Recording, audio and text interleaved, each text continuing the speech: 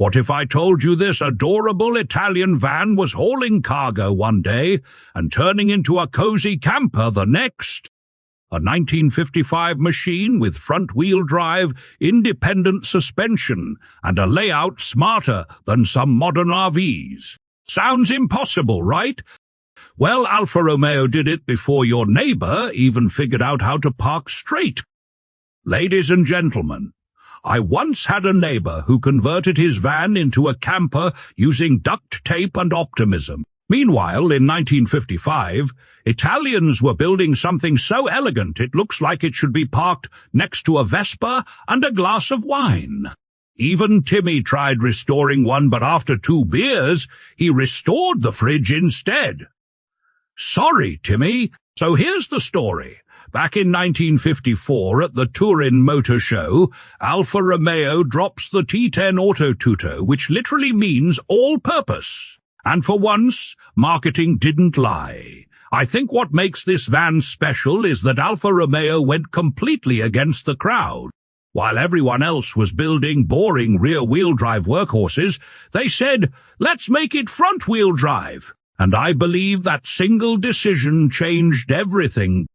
Because now you had a low, flat floor, more space, easier loading, and most importantly, perfect for camper conversions, what I liked the most. This thing was basically a tiny apartment before tiny homes were cool. Design-wise, it's pure 1950s. Rounded body, soft lines, panoramic windows. It looks like a loaf of Italian bread that learned how to drive. And this restored camper, two-tone green and creamy white, chrome bumpers, matching wheels. I mean, this thing has more style than a 90s Italian movie. Inside, it's surprisingly practical. You've got a dinette, a sofa that folds into a double bed, a kitchenette with a gas cooktop and running water, plus storage everywhere. Not bad for something that probably delivered vegetables in a previous life. And then comes the engineering twist. Independent suspension on all 4 corners in the 1950s. Most vehicles back then rode like shopping carts with anger issue. Would you actually travel in a 1955 camper like this? Or do you need Wi-Fi and heated seats? Yes or no? Now let's talk reality. It's cute. Yes, but also slow. Painfully slow. Timmy once tried to race one. He finished the race before the van finished first gear. Again, sorry, Timmy, but honestly, this wasn't built for speed. It was built for charm, usability, and that magical feeling of freedom. And that's exactly why it became so popular. Used by the military, police, and regular people, this little van quietly influenced commercial vehicle design all the way until 1983. Under the hood, you had 2 options.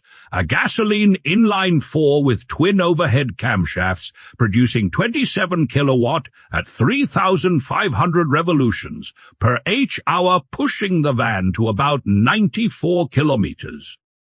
Per h-hour, yes, 47 kilometers per h-hour. That's not a top speed. That's a suggestion.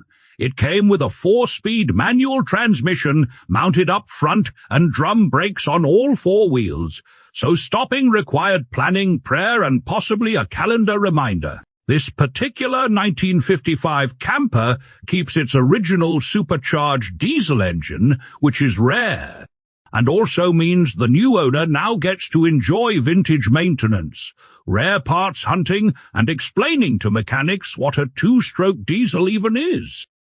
As for value, these restored Autotutto campers are becoming highly collectible, with prices climbing depending on condition and originality. So, would you trade your modern RV for this rolling piece of Italian history? Because I think this little bread box has more soul than half the vehicles on the road today. And hey, if you want to support the channel, become a sponsor for just $1. Link is in the description. It costs less than Timmy spends pretending he understands vintage engines. See you in the next one, and Timmy, please stop trying to turbocharge kitchen appliances.